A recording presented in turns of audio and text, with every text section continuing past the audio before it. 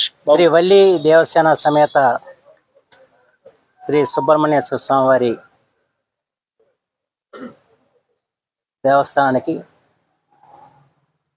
శాశ్వతంగా ఒక రథాన్ని సమకూర్చాలని చెప్పని సినీ నిర్మాత శ్రీ ఎట్నూరు నారాయణరావు గారు సంకల్పించి ఈ రోజున ఈ కార్యక్రమానికి ఇక్కడ అంకురార్పణ చేయడం జరిగింది. శ్రీ సుబ్రహ్మణ్యేశ్వర స్వామి ఇష్టదైవంగా భావించి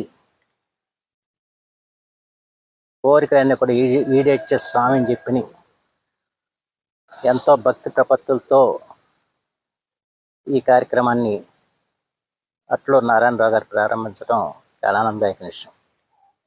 దాదాపు ₹1 కోటి పైబడిన నిర్మాణం ఇది పూర్తవుతుంది.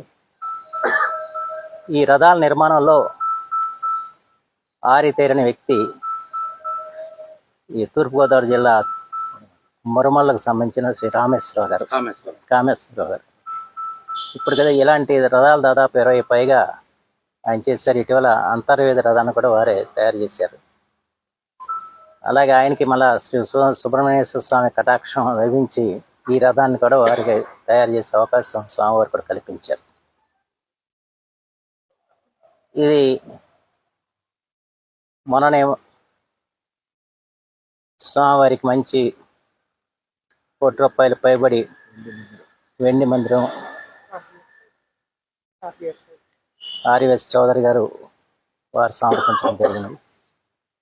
ఈ రోజున అట్లూరు నారాయణరావు గారు ఈ రథ నిర్మాణానికి పూనుకోవటం చాలా ఆనందదాయక విషయం.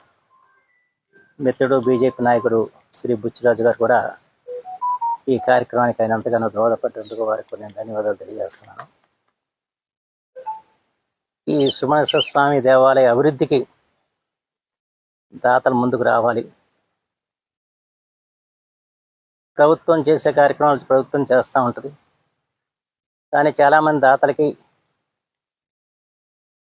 ఈ సుబ్రహ్మణ్యేశ్వర స్వామికి మనం కూడా ఏదో ఒక రకంగా ఆలయ అభివృద్ధిలో దోహదం పొందాలని చెప్పిన ఆలోచనతో ఉన్నారు.